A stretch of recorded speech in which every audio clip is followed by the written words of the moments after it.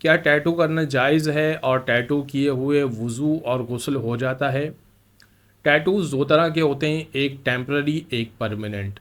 جو ٹیمپرری ہوتا ہے وہ ایک لیئر فارم کرتا ہے اور اس کے لیے پھر آپ کو وضو اور غسل میں رکاوٹ بنتا ہے وہ، لہذا وہ تو غسل اور وضو اس میں آپ نہیں کر سکیں گے۔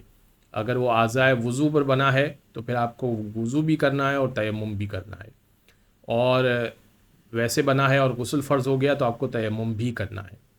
ہاں، جو پرماننٹ ٹیٹو ہیں جو آپ کی اسکن کے اندر انجیکٹ ہوتے ہیں، یہ جائز تو ہیں، دونوں صورتوں میں پرماننٹ اور ٹیمپرری جائز تو ہیں۔